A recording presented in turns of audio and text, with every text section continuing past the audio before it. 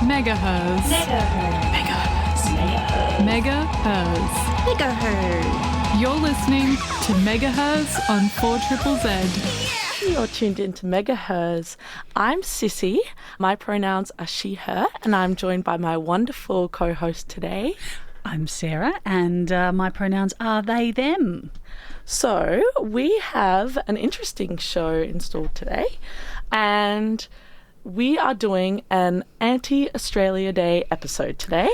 We absolutely are. So we made the decision, what are we actually going to do here? And we thought, well, given how we feel about I know that this day means a lot of very different things to different people, but it just can't escape our notice that celebrating the 26th is you're celebrating colonisation day, whether you like it or not. And so we do want to acknowledge the traditional First Nations people of the land that we are recording and broadcasting from today. And that's the Turrbal and the Yagara people. And we want to say that Megaherzzz and 4ZZZ stand absolutely in solidarity with them and with First Nations people from around the globe as well. So, Sarah, you've got a little bit of a her story, don't you? Yeah, look, we were shocked to see the reaction to Bishop Mariann Budde, who gave the sermon. There is a traditional sermon that is given after presidential inauguration, and the person who led the sermon this time was Bishop Mariann Budde, and was in whatever the position is that you need to be to do that. She was the right person for the job, and from what I can see, gave a really beautiful 15-minute speech, 15-minute sermon, and as per her job description, on the teachings of Jesus and talking about the qualities of mercy and asking for mercy on all people and asking for unity and all of these. I'm struggling to find something even a little bit nasty in here. It's just, from what I can see, it's all, she's asked Trump to have mercy upon the people in our country who are scared, and that is and she didn't shy away from it. She did name the people from LGBT communities, people from migrant communities, people who are, and this is a quote, communities whose children fear that their parents will be taken away. And, even another quote from the sermon, that people may not be citizens or have the proper documentation, but the vast majority of immigrants are not criminals. They pay taxes and are good neighbours. They are faithful members of our churches and mosques, synagogues. I'm sorry, I'm going to have trouble pronouncing this one, gurdwaras and temples. And directly said, I ask you to have mercy, Mr. President, on those in our communities whose children fear that their parents will be taken away. And I think, is there anything more humble than asking for mercy? But the reaction that this has got, as I've seen lots of reaction videos to it, people saying how disgraceful and disgusting it is, that and how disrespectful, and that she should be deported. She is a US citizen, and death threats even. I mean, imagine having death threats for asking people to show mercy and be nice to each other. That's incredible. It's ridiculous looking at those comments, because all she said is have mercy and justified it through religion, saying have mercy because that's what Jesus did. Can you tell I'm not religious? The funniest comments that I've seen are people who are saying things like, we went there for a sermon, not a lecture. That is actually that is, literally her job description to do that. She was doing her job, and I'm sure that she could have said way, way worse. There was way worse that she could have said, but she did not. She talked about unity, and it doesn't matter what political persuasion that you're from, that, unity means coming together. But yeah, absolutely slammed for it, and has come out. I've seen an article in Time magazine. She has said she's not going to apologise. Direct quote, I am not going to apologise. I don't think, for what? Yeah. Why would you apologise? I'm sorry, please don't have mercy. What are you going to say? Ridiculous. Yeah, so there you, I've again lost for words, but Yeah, so this was in direct response to the first couple of hours of presidency. Trump has signed an order that says there are officially in America 2 sexes, male and female. And I believe that the definition of that is whatever you are at conception, that is what you are. And I'm like, how do we determine this? Well, by technicality, I saw something that by technicality it means that everyone's a woman because of the chromosomes. I don't quite get it. And everyone certainly appears as a woman because like right at conception, you know, that's it. So, yeah. But it's not until your cells start splitting that, you know, you can see. I don't know how you would be able to tell this, but I believe it is expression does not show up for a few weeks that you can tell. So I'm not sure if everybody is now female in America. Yeah, wow. Technically, I mean, well, that would go solve the matriarchy, issues, I reckon. But so I wonder if that will be amended, or will everybody in the States continue to be legally female? Who knows? Who knows? But yeah. It's a very unpredictable place. But thoughts going out to that. I think that there's a lot of deportations already happening. Really? Yeah, like instantly. And that is a scary place to be at the moment. And I don't think Trump's having much mercy, unfortunately, which is incredibly sad. But hopefully there's more. I just imagine being angry about being asked to show mercy. Hopefully there's more people like that woman, and hopefully she's inspired some people with her words. 4ZZZ's Radio Reversal has gone digital. Since 2012, the collective have been building a record of radio theorising, organising, mistake-making, rethinking and community building that happens across this city. So, if 1 hour a week isn't enough for you, head to radioreversal.substack.com to learn more about the Radio Reversal podcast, or listen to the full episodes via your favourite podcasting app.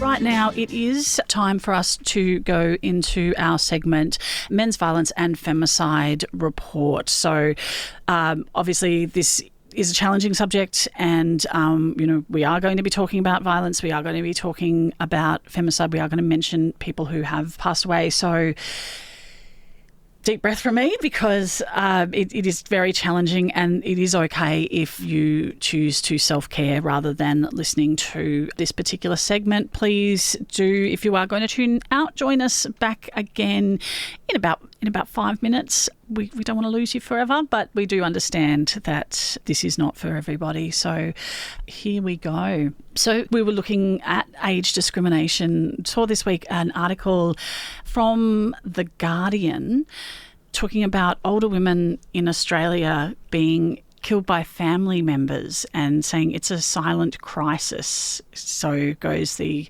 title of the article. So this is something that we did notice actually with this segment, that when we have been paying attention to the number of women who have been unlawfully killed. And once again, I'd like to say thank you to Cheryl Moody and the research that she does, because that's where we get a lot of our information from, because it is quite well hidden, a lot of this stuff, but yeah. So I have noticed that a lot of older women seem to be very, very at risk, and often particularly by family members. Which is shocking and very concerning. So according to this particular article in The Guardian, 14 women over the age of 55 were allegedly killed in domestic violence-related homicides last year. And they got their information from online feminist group Destroy the Joint. So also thank you, Destroyers, for the work that you do as well. And good on you, Guardian, for actually naming your sources there. So, okay. So according to ABS data, there were 28 women over the age of 55 that were allegedly killed in domestic violence-related homicides, and roughly a third of all such alleged homicides. So this is something that is very concerning and is, we're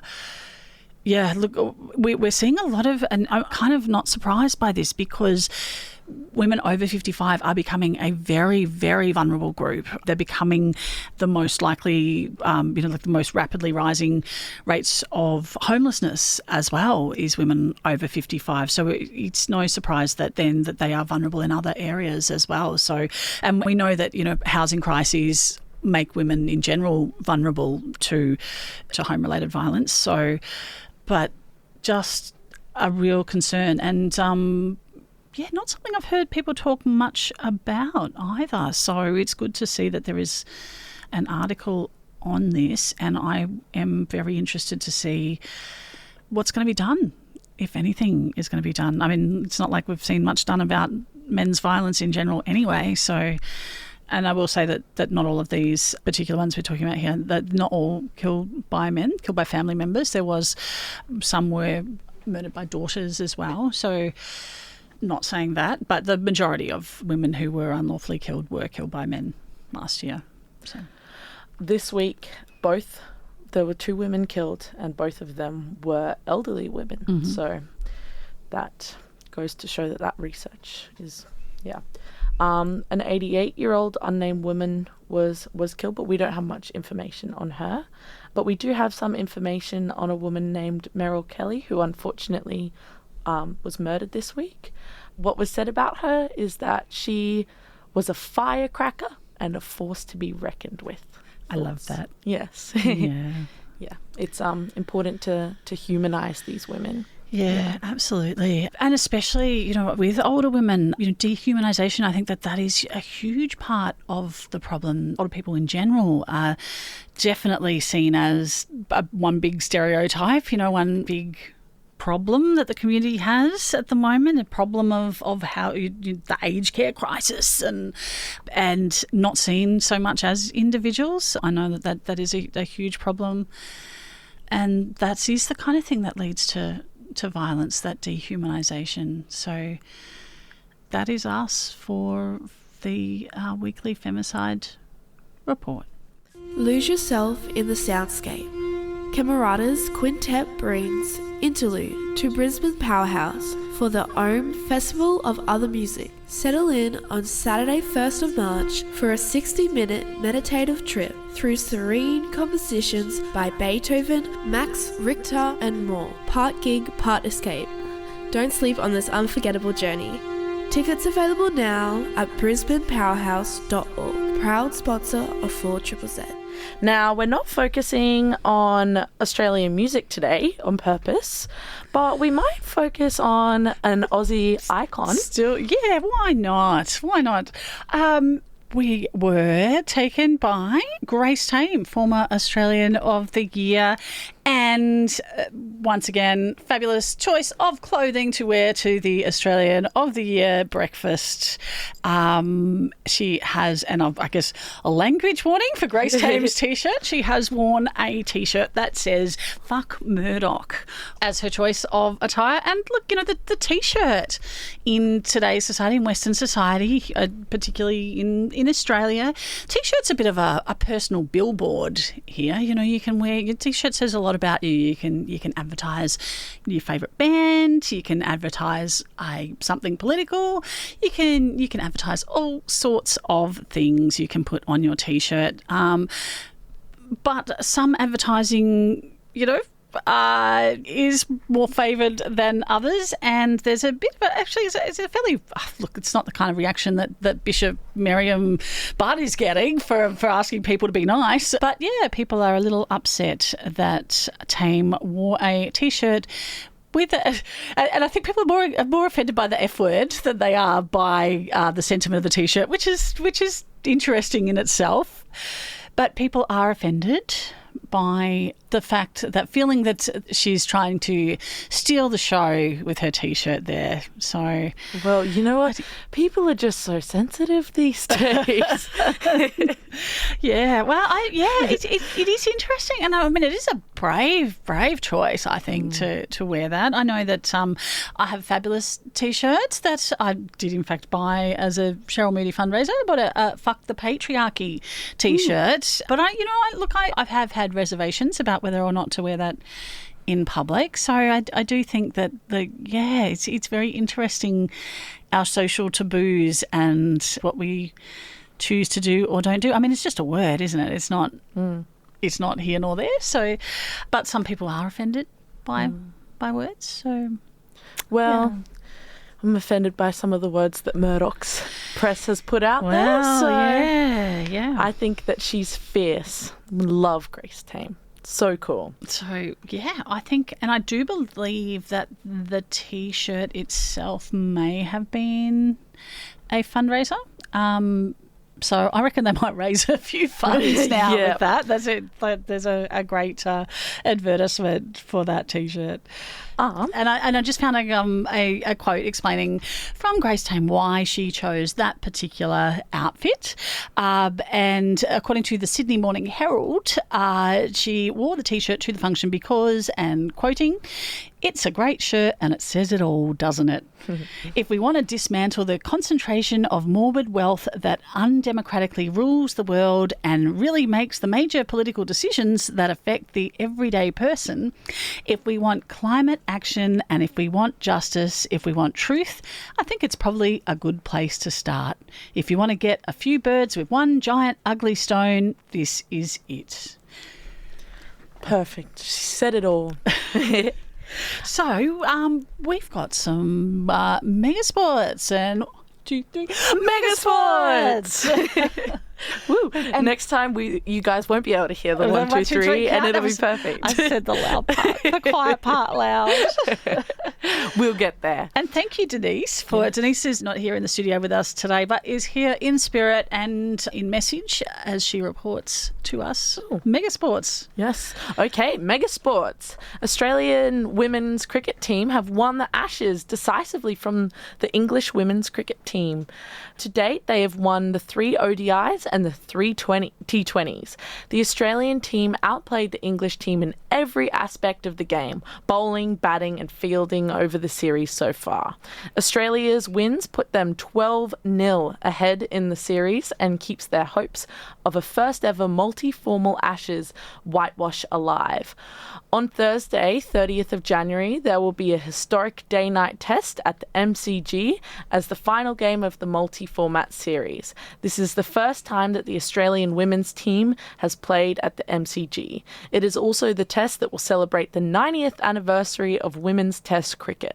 The test is available to be watched on Channel 7. The first ball will be played at 2:30 p.m. Australian Eastern Standard Time on Thursday, the 30th of January. And if you watch the men's cricket play on the MCG, why don't you give the women's a go as well? Because let's support them. Absolutely. Yeah. And yes, so they have already. I mean, they have already won the series because it's like a best out of 3, and they've already won 2 out of the 3 different They've already things. won 12 out of the 12. So if they can win the rest, then I don't know. They super win. They just well, it was called the first ever multi-formal Ashes whitewash. So complete, whitewash. Interesting. I don't Interesting know choice of words. What does that mean? Yeah. But, well, that's a good on you, Australian women's cricket team. Whitewashing that cricket, because cricket it could be whiter, to be honest. Cricket. No, it really couldn't. It's pretty white. Okay. Robin texted in and said, congrats to the women's cricket team against England. Thanks for texting in, Robin, and thanks for subscribing to 4ZZZ. And we are just about at the end of the show. We're running out of time. You've been listening to Megaherzzz, and we do have one quick correction from Denise on the text line. Whitewash is traditionally used in sport when the loser scores no points. Okay. So that clears things up. There's a reason that Denise is in charge of the MegaSports. And thank you, Denise. And so that was just a test from us to make sure that you were listening. Thank you, guys. So thank you, everyone, for tuning in. Yes, and we will see you again next week. And you've been listening to Megaherzzz on 4ZZZ. Megaherzzz. Megaherzzz. You're listening to Megaherzzz on 4ZZZ.